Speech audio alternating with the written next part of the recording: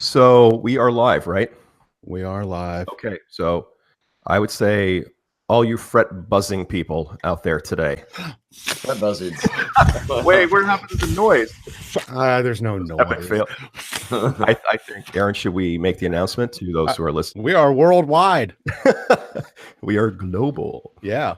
We are now available on iOS, iTunes, Android. We're available on Stitcher, Google Podcasts, Podbean.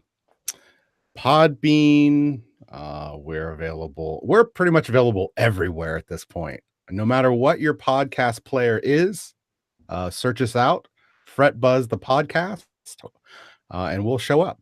Subscribe, and every Tuesday we'll be coming out with an episode. So we're no longer just three guys sitting in our basements recording this thing. I mean, we kind of still are that. Yeah, I mean that doesn't change. But it's official now. We are officially three guys in our basements. Technically, I'm on the main floor here. Oh, okay. Oh. Really, Joe? Yeah. Come on, find your out there. Go to your basement. There are no basements in Virginia Beach because they would be underwater every time it rained. Oh, really? Yeah, I didn't know that. I know, like in Florida, when I used to live down there, like for a time I lived in Taunton, West Palm. Aaron remembers that was probably what 2003-ish. Yeah, somewhere around there. I had just cut that first album. Remember that? Remember the album? I don't remember the title of it now. Or had Vanilla. That song was so good, Tony. Oh, you heard that? Yeah. Yeah, Aaron sent that to me a long time ago, and that man, that was cut. So cool. Oh, thanks. That was cut. Well, first of all, that was in my hermit phase. Yeah, literally, I locked myself. This is actually a good segue for today. I locked myself in my house for, Aaron, what, 2 months?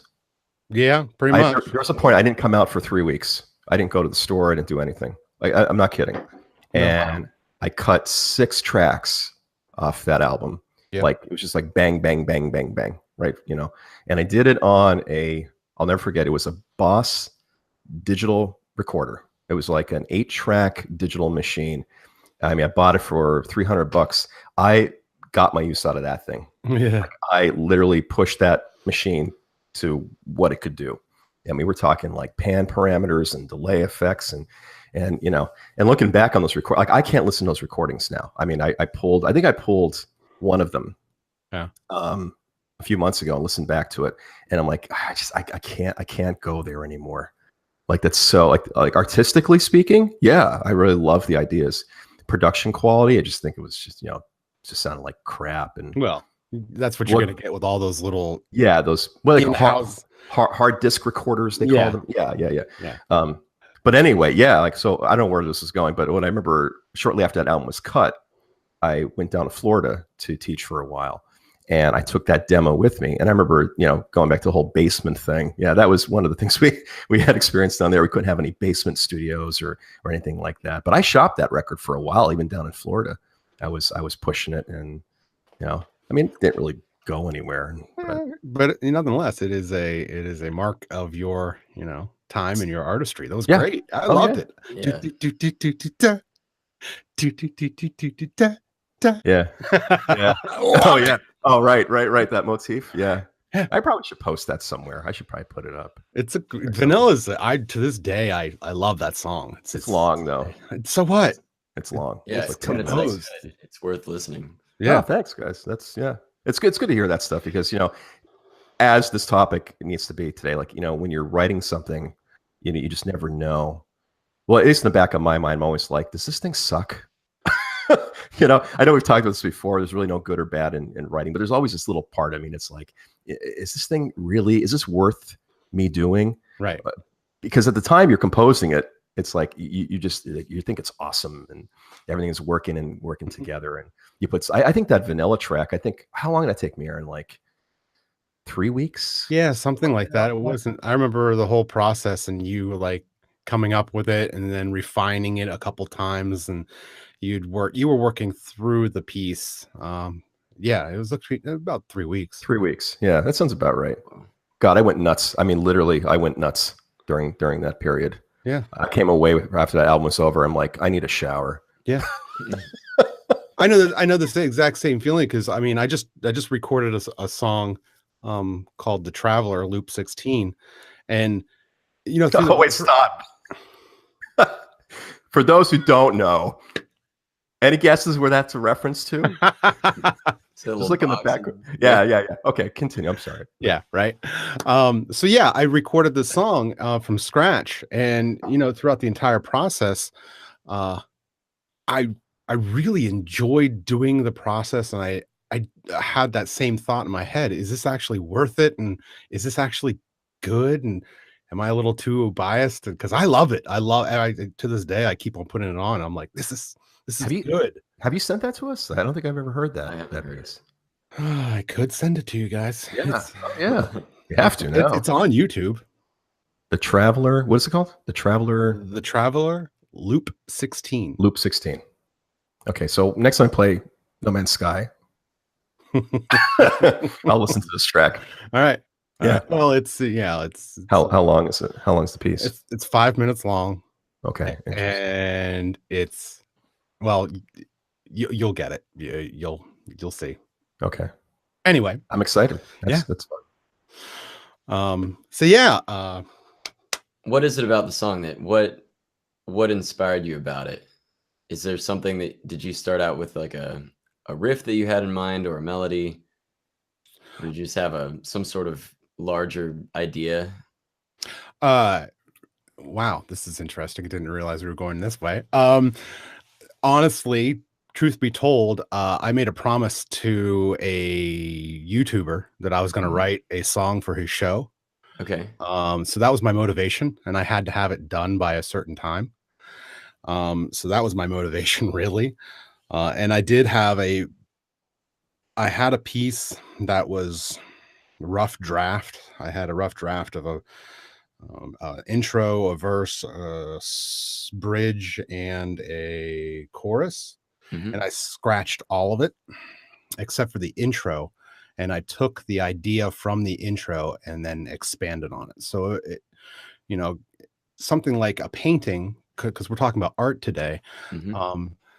Just like a painting where sometimes you'll draw something and then all of a sudden you'll just kind of crumple it up and then start over on the same concept. And that's exactly what I did. I had this concept, this rough draft of what it was going to be. And then I just kept on playing with it for probably 2 weeks. And then it just didn't feel right for some odd reason. I just didn't like where it was going. I think I was trying to force some things to happen. Right.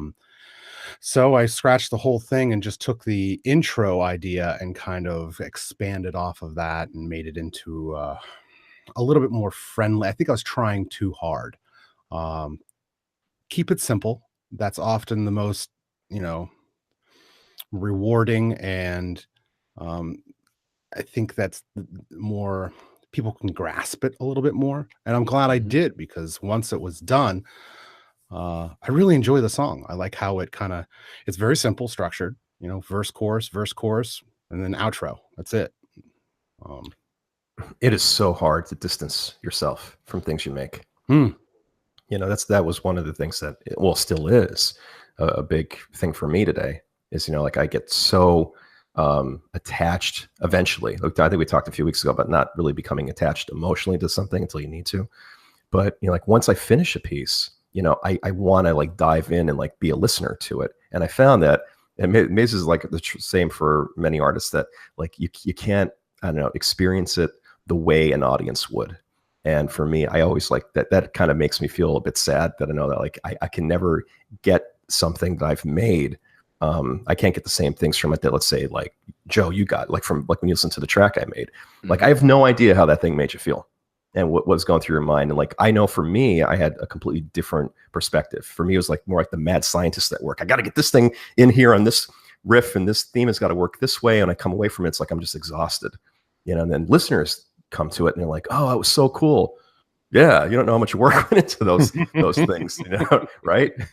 Right. For them, it's over in 5 minutes. For you, it took you weeks, if not months, and even years. It's so fascinating. But you don't find that when you literally distance yourself for, say, a year or two or more from a track that you created, when you re-listen, you've got a totally different perspective based on the music you've been recently playing or listening to?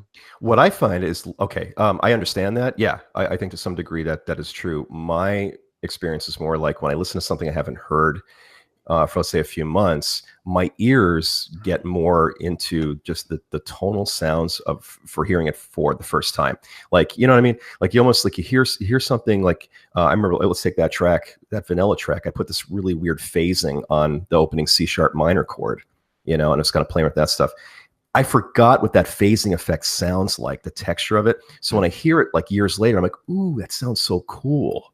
You know, so it's almost like the ear candy grabs me again. It's more of that for me than I think it is about, you know, bringing in my current musical experiences and associating these things I'm doing now with something I wrote 15 years ago. I mean, some of that is true, but I think for me, it's more just like the glistening tonality of the stuff I have not heard in a long time. Like when Stephen King, like, you know, when he writes a lot, what he'll do when he'll write a novel, he'll pump the novel out and stick it in his drawer for 6 months. He won't even publish it. He'll just stick it in the drawer. 6 months later, he'll come back to it and read it with fresh eyes, and then go back to it and look at new things. So I do think there's a little bit of sort of some value in being able to kind of take something you've composed and created and creating some distance. I think you do get some perspective that way. I have a hard time, really hard time listening to any of my old recordings. It's a kind of painful experience for me, because I mean, I feel like my playing changes on a, you know, I'm constantly trying to practice and improve and listen to new music, and I listen back and I mean, there are things that I listen to and I'm like, oh, that was pretty good. But there's a lot of stuff that I can just hear myself. There are timestamps of my abilities at that time and my thought processes, and it's just it's painful. I hear the song and I'm just like, I wish I could do XYZ over again. Right.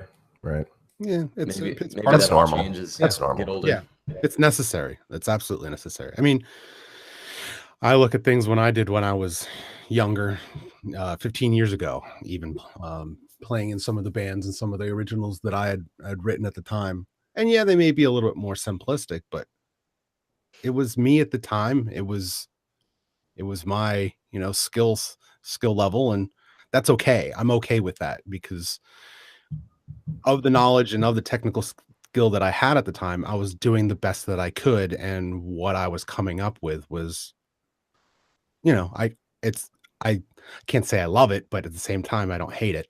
I guess it depends on the purpose of what you're going to use the track for. So, I mean, I'm trying to go out and get gigs, and I have people, you know, bring people to my website, and I need the songs that they click on from the very get-go to be, you know, I might have 10 seconds to impress a listener, especially if it's a venue owner or booker or something. And there's a lot of songs that I have that I would like to be able to use, but I don't feel like they represent who I am as a musician now. Yeah, that makes sense. That makes sense. When I was down in West Palm, speaking of that time, that sort of a musical period, right? I was doing a lot of Spanish guitar work. 2003, 2004. When I moved down there into West Palm Beach, the market for entertainment solo players was pretty massive. Okay, in terms of like, you know, dinner music, classical guitar. So, you know, like most things I've done musically, I'm like, yeah, that looks good, that direction. I'll just do it, and I'll fake it till I make it. Was always my thing, and somehow I was always landing on my feet. So I went down with the demo tape, and this, I don't know what the hell I was thinking, why this happened, but I wrote a piece for 3 guitars with a violin bow.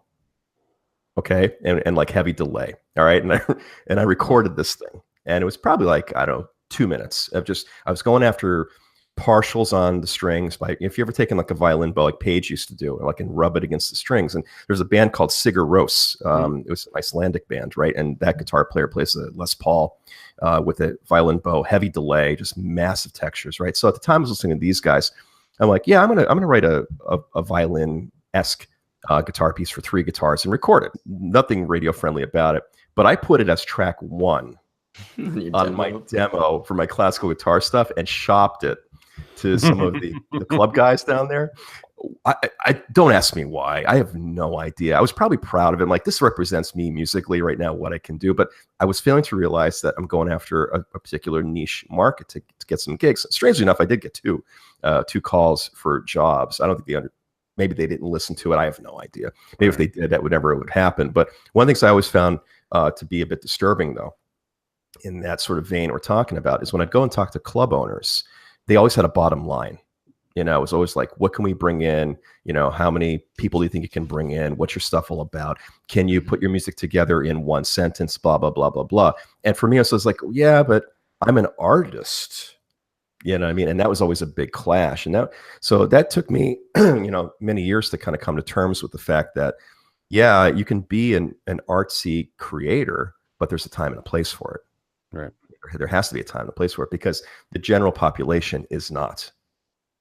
There's, and one of the things I wanted to dive into today was, are we artists truly? And if we are, how do we sort of navigate the waters, so to speak, trying to be a professional musician? Because I think that's a big, big thing today, is how do we create artistic vision? How do we maintain our vision and still get jobs, and still play, and, and people respond to that. So I was listening to Greta Van Fleet, who you guys had brought up, and like they sound an incredible amount like Led Zeppelin. It's crazy. I've never heard anybody sound so much like Led Zeppelin ever, other than Led Zeppelin. To a point. I only listened to a few tracks. Yeah, to a point. But the vocalists, I was gonna say vocally, yes. Yeah, vocally. Instrumentally, no. Right. Yeah, I mean, the guitar licks on the songs I heard were, the riff rock was very Page. Yeah. But I guess what I'm getting at, we're talking about art. So is that art? I mean, we're coming around to the topic of trying to find out, that's them making a living. They're getting famous from that. Is it artistic? I mean, they wrote their own songs, it sounded like. They weren't Led Zeppelin songs. So is it art to be able to write a song in the style of somebody else? Is it more artistic to create that, or to take somebody else's song and make it completely your own? Do you see what I'm getting at? Yeah, but sure.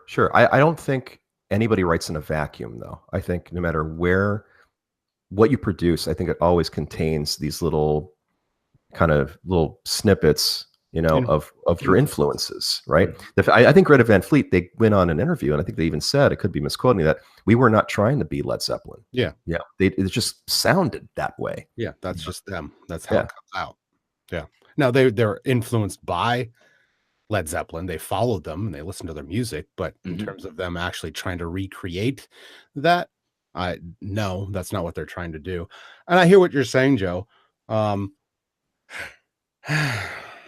Yeah, it's I don't know that there is a way to classify art. Art is what you make it, whether it's trying to emulate someone else, because no one is an exact carbon copy of somebody else. There's got to be some amount of art that is poured into music some way, somehow, whether that's through your instrument and how you actually play the phrases. Because again, I'm not Jimmy Page, even though if I try to play a Led Zeppelin song, I'll be close-ish to it, but I'll never truly be what he is. Now, how much of that is actually art that's going into it or not, that's kind of hard to say. I mean, I think no matter who you are, whether you're a cover band or an original band, there's definitely a bit of art that goes into any one of those. If you know what I mean.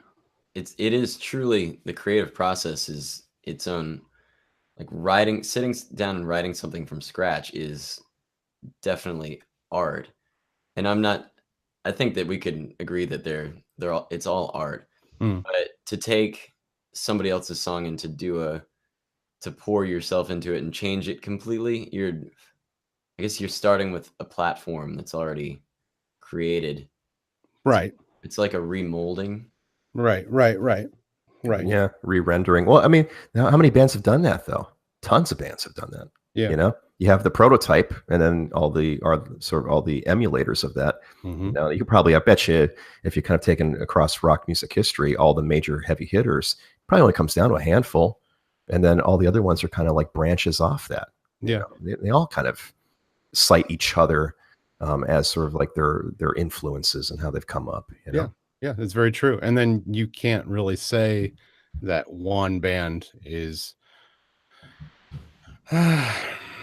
more artsy than the other. Although, I mean, I kind of think about this in my head. Although I will say that I just have a general more appreciation for the original.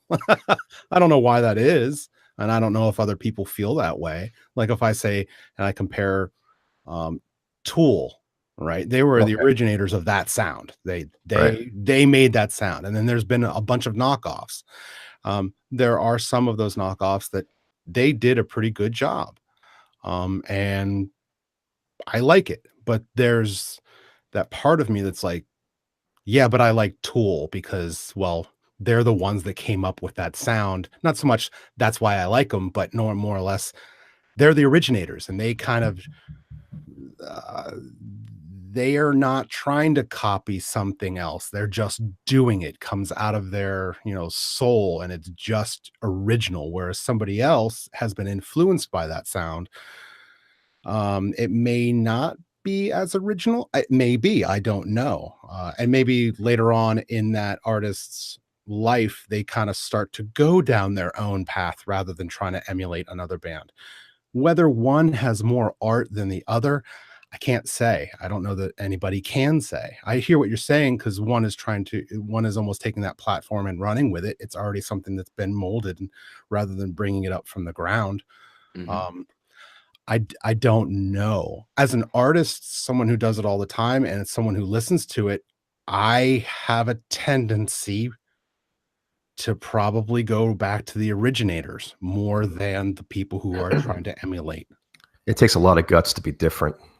Oh yeah, absolutely. To break the mold. Like when I think about this, I think of like Trent Reznor from 9 Inch Nails. When he came out, and still, he was that one original kind of voice. Yeah, there's probably influences from industrial music, but right, I mean, when he was really at the forefront in the 90s, when those heavy albums were out, I mean, he was really, really kind of changing the tide. And then you had like these people who were, sort of like copying off him. And there's one band, I can't remember the name of them now. They had a hit late 90s. If I sit here and think about it, I'll know. But like I remember listening to this band, and it's like, it's like just an industrial rock track. At the very end, they had this little kind of doo doo doo doo doo kind of thing, like this little kind of boppy sort of synthesizer coda. I'm like, wait a minute, that literally is the same thematic motif that Reznor did in like, I think it was in Downward Spiral, somewhere in one of those tracks there, or maybe it was the Pretty Hate Machine. Or, yeah. So it's like they're borrowing those elements. And you're right. I would rather listen to Trent. Yeah. It's what those guys are doing. But it does take I always been very uncomfortable with breaking down those kinds of boundaries. I know on one breath I can sit there and say I respect that, and I really do, but when I sit down and I try to write stuff that's different, I'm like really fragile. Like I'm always like, should I do this move or should I not? Yeah, I'm going to do it. But initially it's a really uncomfortable feeling to be artistic, because I think if you want to define what art is, for me it's all about giving voice to that thing that you think is important, in your own expression. So yeah. You're shaking your head. I just don't care. Yeah. Well, that's a great attitude to have. I've never cared. Fragile. Yeah. I've never cared. I just, they're either going to like it or they're not. And I have no control over that at all. And I don't think about whether it's an audience member or a potential client or whatever it is. They're going to like me for who I am. And if I try to change that in any way, I'm making it more difficult for myself, and I'm trying to be someone who I'm not, or write something that I'm not inclined to writing. And then when it's, when somebody actually wants to hear what I have and I produce it, then it's like, whoa, that's that's not really what I heard in the last track. So if I've always had this thought of, just write from your soul, write from your heart, write from your mind, and whatever comes out, comes out. And whether that's crazy nonsense, avant-garde, or if it's, A, B, A, B, C, B, chord form. It's I've never really thought too much about that. Just, I don't care. I just don't care. So you were not into the whole acceptance, feeling accepted by what you produce. For you, is the production was the important part. Absolutely. Okay, that makes sense. Yeah. See, I was always, for me initially it was, and it still to a large degree is that, but I'm always thinking in the back of my mind, like, how's this going to be received? And I got to stop that. That's a killer. I got to stop that. Yeah, because that really kills the art. It does. I think. Because eventually you're going to, that audience, whatever you grow, is going to respect you for you. It's just like the Led Zeppelins and the Tools and the Nine Inch Nails and the pioneers, the ones who I'm not saying that I am any one of those people in any way whatsoever. They're miles above me, but I think it's that kind of attitude of truly believing in yourself and just continually running with it, even if you get the naysayers. Just continually running with that theme in your mind and in your soul. That's, to me, that's important. There are people who will say no, that absolutely you need to write towards your audience, that you have to know what they expect and you have to know what they want and you have to produce that. I get that. I totally understand that, especially when it comes from the numbers game and monetization and being able to do that whole thing. I get that.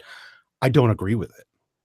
That's just my opinion. Well, I want to add on to that too. Like, I think something you just said, and in a way I half disagree with, is this idea that you say these guys are above you in some ways. I don't think that way though. Like, for me, I think what makes guys like Trent and Maynard and Adam Jones and all those guys is that they explore. They just they play with musical territory. I mean, you know what I mean? And so it goes back to, are they these super intellectual guys? Maybe some of them are, but I think a lot of them just kind of like scientists. They kind of say, what happens if I put these two things together? Then what happens? Yeah, I guess I should say they have an advantage over me. They get paid to do that all day. Well, that's a different story. Yeah. If I was paid to do that all day long, I'm sure I'd be in a much different place. Yeah, well, that's the case. Not even mud on the bottom of their shoes. Right. Yeah. Right. Yeah. Sure. Do you guys do a lot of writing outside of music? I'm curious. Like, do you do any kind of creative stuff, like artistic kinds of things that, like, do you go out to a store and say, you know what, I'm going to do calligraphy today and try something artistic, or is it for you guys, is it always just music centered? I'm curious. I like to draw.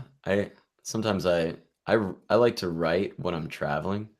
I get inspired by the things I see and I keep a journal. Oh, you do? Oh, that's great. Yeah. That's great. I think on my honeymoon to India with Sarah, I think I wrote like 30 pages of just stuff about what we were seeing, and I get inspired and I write song lyrics, and I'm inspired by what we see. Do you ever do anything with that material? Do you ever like take that stuff from your journal and go back and shape it into things? I'd like to dive in and write a song based on a day from a trip. I think that would be an easy subject matter to find something meaningful. I haven't had time. My life is too hectic. Oh yeah, you're busy. Yeah. I don't have. Yeah, that's the problem with being a gigging musician and trying to be artistic. Don't always fit so well together. You have to find these little moments to do it, because I have to learn. I learned 30 songs for this jazz gig tonight, and that was 12 hours of practice over the past 3 days that I didn't write anything original. Yeah. Well, and again, I think it comes down to disciplining yourself to say, no matter how much, other stuff I have to do, I'm going to squeeze in some creation time in the day. Yeah. Right. I get it. Yeah. I mean, these bands like the Beatles, when these guys pumped out so much material, it was sick, over the course of their career. But then again, that's all they did. They're sitting in Rishikesh with Ravi Shankar. Yeah, right. Yeah. Hanging out, inspired by all the awesome things they're saying. They had a lot of subject material. Yeah. Well, I guess kind of one of the reasons why I wanted to talk about this topic today. Do you think that, like, I always find this fascinating that when I look at artists, I feel, and you guys can disagree with me if you think this, I'm wrong, because I really don't know. But my view is that all artists go through a creative period that they're at their strongest. Like, it seems to me like no matter who they pump out the most output within like a short window of time. And then after that, it's almost like they're trying to like either recreate the wheel or something, right? Like, look at all the art. Think about all the favorite bands you have. There was always a window where they were incredibly powerful and they had a lot of creative output, and then that was it. They're still doing stuff, but it never has the same kind of impact. Like, I think of like Neil Young. Love Neil Young's music, right? But he was really, really powerful in a certain window, like he was doing Harvest and those records, and he's still writing. And I've listened to it, but I don't have the same kind of reaction to it that I did, from the records he kind of did in the 70s. And I think for some reason, bands just kind of, I don't know, artists just kind of do that. I think they get, do you guys agree? Do you think they get kind of like burned out on the process, or is it something else? They get too busy and caught up going out performing what they're performing. I mean, the Chili Peppers do that to me. I used to love the Red Hot Chili Peppers, and I still love a lot of their music, but the new stuff they're putting out doesn't excite me. And I think they've just, they have different band members and they're too busy touring and doing all the other things to take the time to start over. Yeah, I think that when a band starts out or is starting to find their footing, whether that's your first album or your third album, there's definitely a push. There's definitely this creative thing that happens that gets the juices going within the band, that they're on this mission to create something that is their opus. There's the thing. Right. And then once that happens, it just kind of is hard to recreate that or go down that path again. There are a few that actually do that. But then again, there's the whole, you kind of get used to it as a listener. It doesn't matter because there are some bands that try to change direction. I think about off the top of my head, Robert Plant, since we were talking about him. He doesn't do Led Zeppelin anymore. He plays with like Alison Krauss and does this whole different kind of approach. I'm not excited by what he's doing now. And I don't know if that's because of the style of music or it's just because I've heard Robert Plant a million times. And he's been, in my life so much that I'm just looking for something else to be excited about. I don't know whether it's one or the other, but that's kind of hard to pinpoint in terms of, what exactly it is. Is it the listener or is it the artist? That's a good point. That's a really good point, actually. You guys into David Byrne at all? Oh. I know there's a guy. What's that? I didn't know that was him. Okay. Yeah. I mean, there's a guy, like, he was just here recently to do a show and in Colombia. And I would look at his stuff and I listened to him talk. He was actually on another podcast that he was talking to about this very thing. There's a guy who lives art. Yes, very being much artistic. I mean, like that, he emulates the idea of the artist, everything about him, from the way he speaks to the way he acts to what he creates. And when Talking Heads was over, he kept going. That core of him, that creator, that innovator, never left. Right. He was always David Byrne. And so that kind of stuff, like I wonder, do artists have to maintain that level of focus to keep pumping out good stuff? I don't know. Do you think it has to do with, in order to not get burnt out on ideas, do you have to go back and woodshed for a period of time, like go and truly learn something new, expand your own horizons in order to then write something different? Well, that's what Byrne does. I mean, but see, that's why I asked you the question about do you do other things in other disciplines? I mean, he does graphic art. He creates in other media. See, I think that's important. I think an artist is someone who always has some kind of creative outlet, whether that's through music.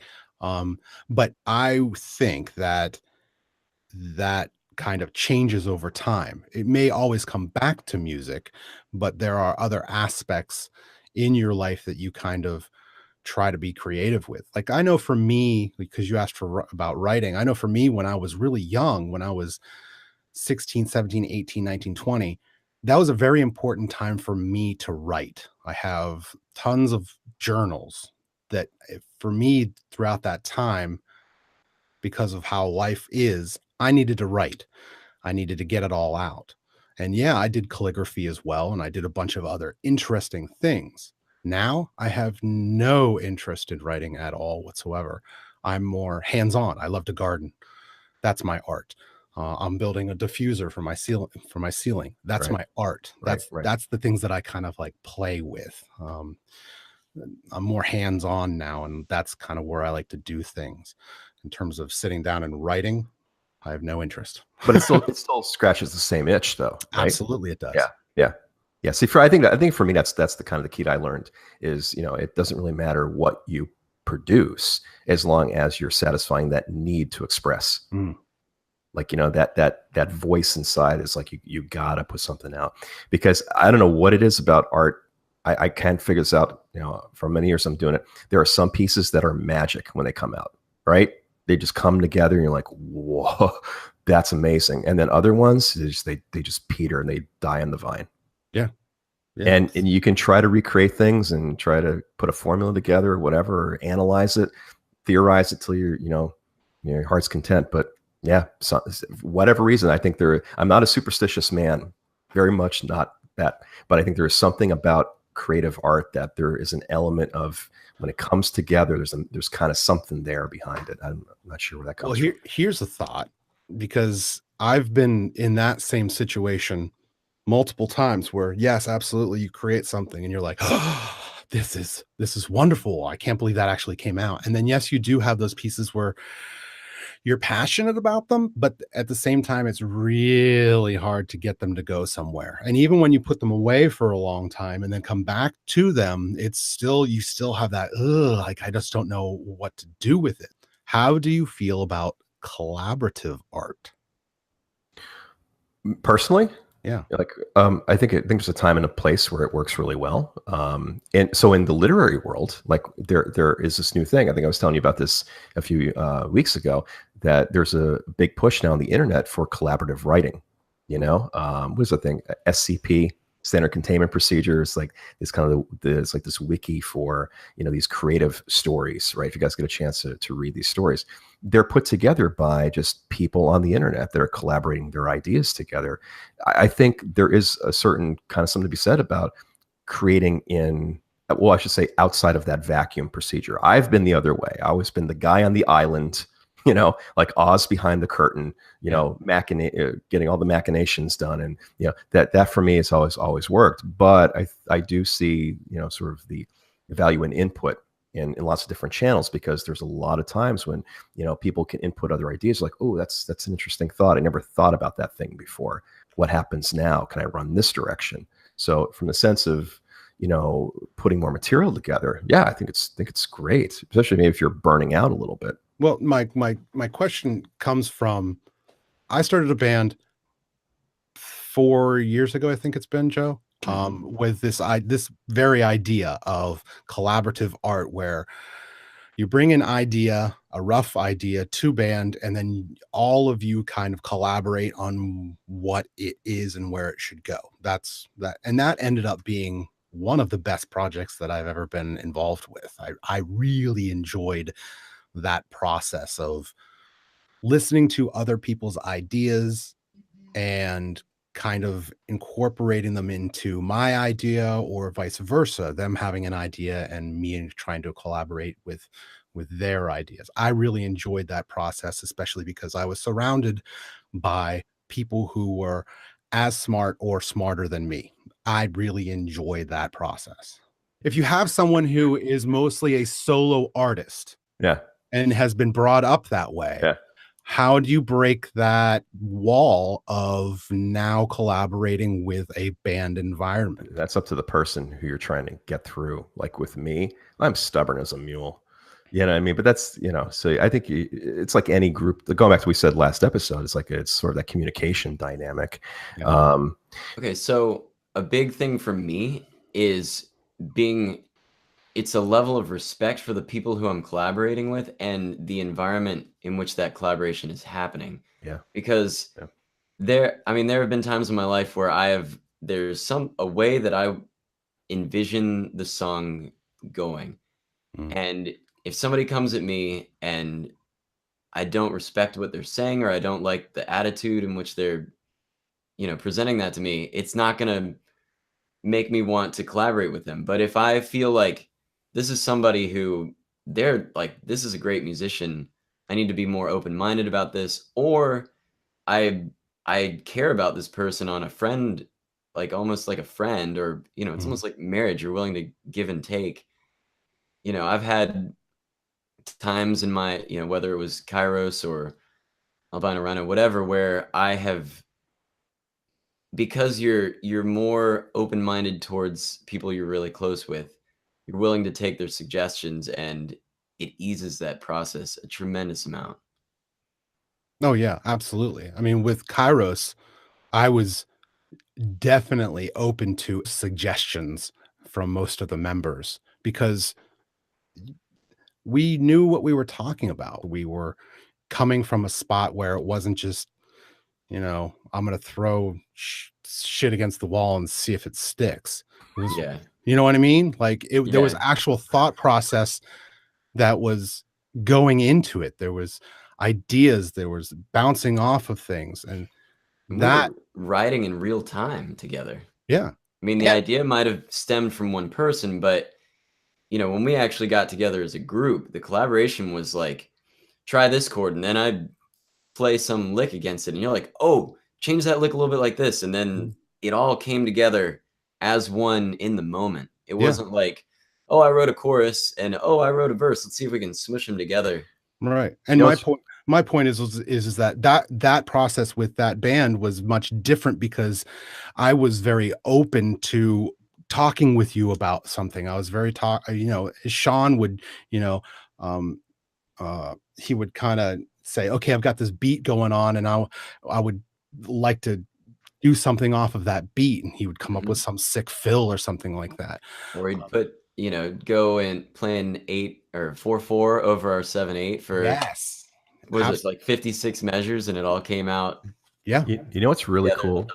Do you guys know what the word kairos means? Yeah, the moment in which. Right, it's Greek, right? The most opportune moment for things comes together. Yep, absolutely. Yeah, that was actually why we picked. Is that why you picked it? Yeah, that was great. I meant to always ask you guys about that. Yeah, because I know you kept talking about it. Yeah, but I think that opportunity was amazing. I don't know that I've ever had that kind of input with another band. So you're saying that's because of the collaborative nature? Yes, that's where that came from. Yes. Okay. Specifically went into that project with that mindset. Versus all the other previous bands that I had been in. It's art. I think that's the point. That's the point of artistry, is to explore, figure things out, figure yourself out. I mean, otherwise, then I just think it just becomes like you're creating something for people to listen to or to watch. And again, I get that. I think it's awesome. And I think much of art is designed to have audience and all that kind of great stuff. But like you said, even too, Aaron, it's like, it's got to be the listener. Like, it's got to be, you have to have your own personal way into something. So when I make something now, and like even like what we're doing with this show, like I've been doing a lot of blogging, as you guys know, the last couple of days. Oh yes, if you are subscribed, 100%, and go check out Tony's blogs. They are amazing. Well, I wouldn't go there, but thank you. They are amazing. He's a great writer. 100%. Check out his stuff. It's good. You'll want to subscribe and read it every single day. Sorry. Thanks, man. No, that's great. That's great. But like with that, like when I sit down and I open up the blog post for the morning, right? I sit down and go, okay, I know that what I'm going to put onto paper right now is going to go out to potentially, eventually, millions of readers. That makes my heart flutter to just know that, right? But at the end of the day, that's my stuff, like in terms of my own thinking. And it's like, that's what I'm saying. Like, I always feel kind of weird. Like, I feel like, should I do this? Should I say this kind of stuff? But I think that's what art's supposed to be. It's supposed to be about that personal expression that you got, and not just like here is a piece and I want to have it out there in the ether, but there's something that resonates with the writer and the creator. I think all artists have a tendency to want to pull in and to kind of, I don't know, that idea of putting it out there and pushing it. Now, I can't say all, but no, that makes I would agree. Yeah, I think there's a lot of people who want to kind of, this is mine. This is, I want to hold it near and dear to my heart. And to be able to kind of push it out there is very hard to do. Yes. That's very hard to kind of just put everything of yours in the open for people to kind of pick you're at. Exposing. Yeah. You're exposing yourself. What, think about that. We spend so much time at least I do, trying to guard. Well, you guys know I'm a very private person, so like it's really hard for me to, build this wall around my own thinking process. And then I open that up, so it's a very kind of weird irony that, in my professional, even private life, I'm very kind of closed off. And then, I'm going to go write a post and hopefully millions of people will read it. Right. Like, really, what's wrong with me? Yeah. In terms of who I was as a young man, I was very, very, very closed. Didn't want to expose myself to really anybody. Now I'm not the complete opposite, but almost very opposite, where I fight that younger me a lot in my mind and say, it's better to be a part of a community, and it's better to collaborate, and it's better to be a part of something rather than be a single, solid. God, it's so hard for me though. Oh, I know. It's so hard for me. It's not easy, but I know that it's the right thing to do. Yeah, no, I know you're right. Okay, I'm gonna get the tissues now. I love it. This is good stuff. I'm just gonna change the titling to A Psychoanalysis of Anthony Sculptus. So while you guys seem to both put a tremendous amount of emphasis on the writing aspect of art, I think that I had a period of very productive writing back several years ago, and I've been in a slump of actually writing songs and like new tunes, but that's largely because I'm the opposite of a slump. I've been very productive in practicing and learning new technical skills and things. Right. I spend most of my time practicing, like learning other people's songs. And in jazz, you take a lick and you put it over. I like to take a lick and I will put it over every single chord change in a tune as an exercise. Mm-hmm. And then maybe like I'm doing these lessons on how to use the bebop scales. You run as an exercise, you run the bebop scales, you descend from the root or the third or the fifth or the sixth, seventh, whatever, of every chord change.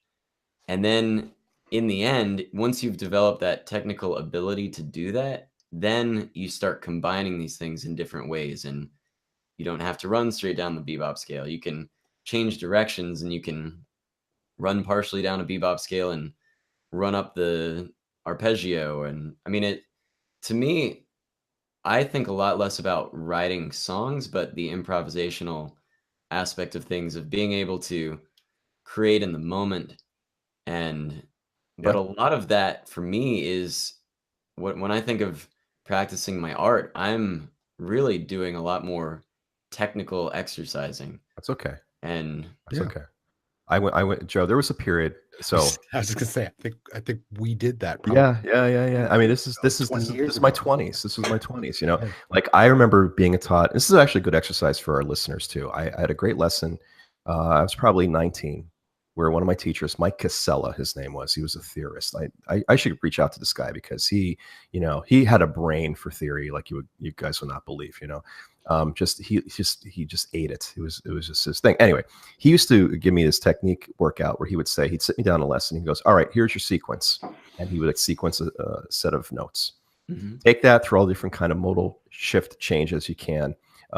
You pick some scales, whatever the case is, but that you can never break that sequence. That one sequence had to remain the same the whole way through. So And this was like talking about spontaneous improvisation. I did a lot of like note taking a lot back in those early days. So I'd sit with a notepad, I'd write them out first, and I would play. But for me, I was so highly technical, but I still felt like I was making something, if that makes sense. Like I never felt art had to be this thing where it was like this poetic sort of, beautiful metaphorical kind of stuff. For me, artistic ideas could be anything I was kind of making in that moment. So if it was something technical, then so be it.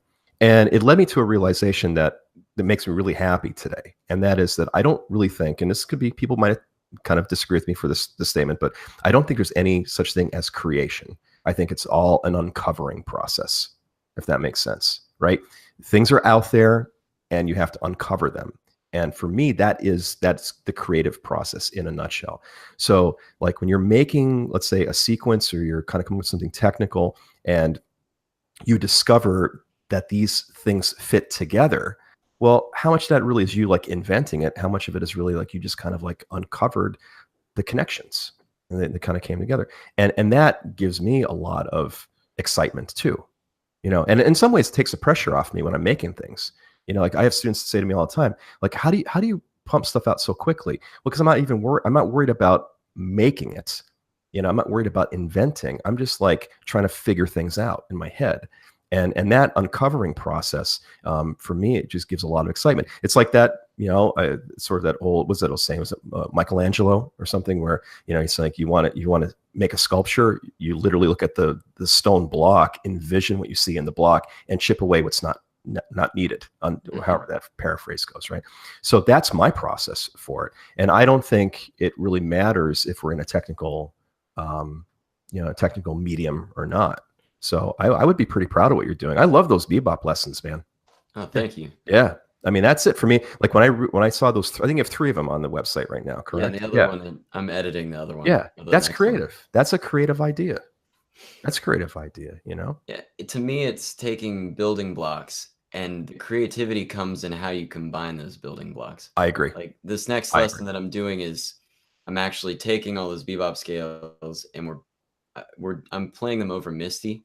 Errol Gardner's. Oh yeah, right. 1950s, one of my favorite tunes to play out. Joe Pass did an amazing version, by the way, of Misty. Yeah, he does an amazing version of everything. That's very true. I'm sorry.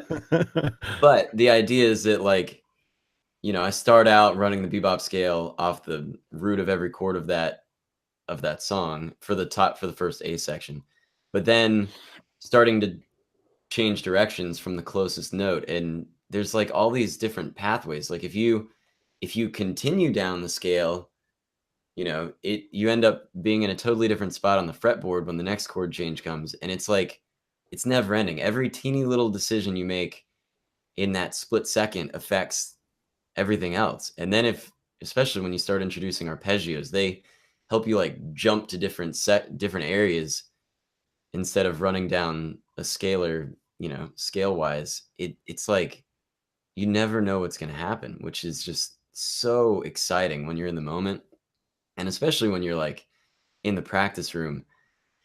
And it's okay to take risks, and it's a really fulfilling experience for me, at least right now. I get a lot more out of that than sitting down trying to write something, because like I wrote like a jazz standard kind of thing the other day, and then I was like, this isn't groundbreaking. It's just like it kind of sounds like other jazz standards. Though. That's the thing. It doesn't have to be. Yeah, to me right now, the artistry I'm more interested in is being able to improvise well over these tunes. And I mean, I use the same philosophy playing over. I could be playing Fins by Jimmy Buffett live on the Atlantic Avenue tonight, and like it is the improvisation where I take that in the middle sections. Like I don't care about singing the song.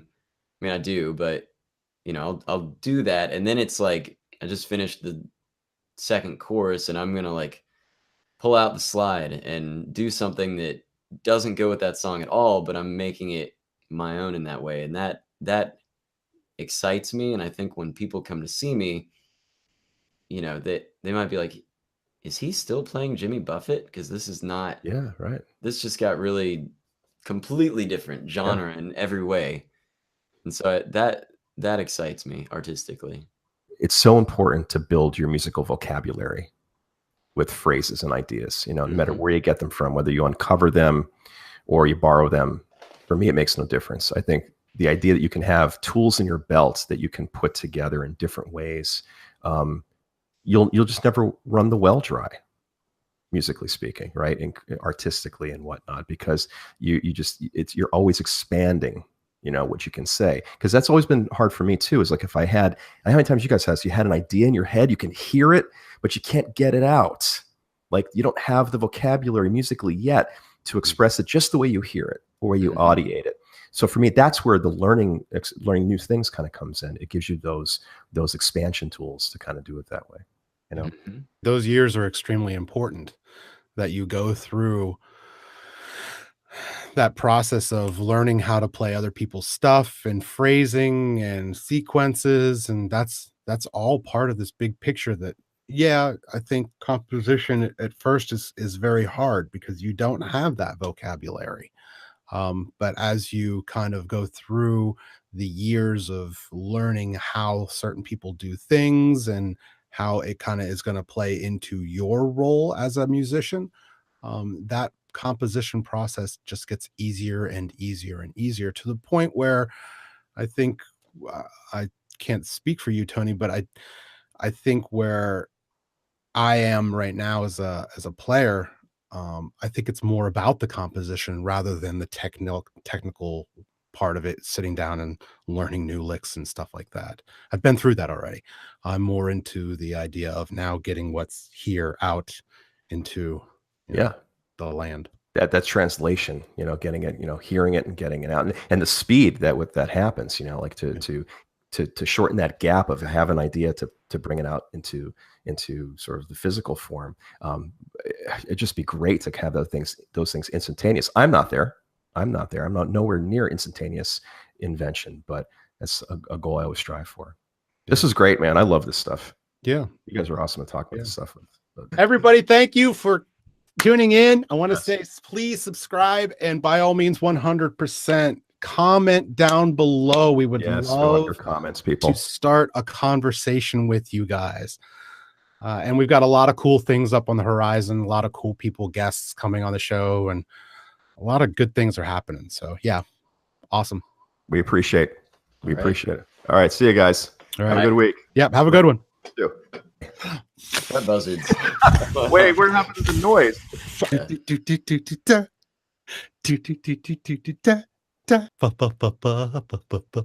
Okay, I'm gonna get the tissues now. I think we call the band Screw It.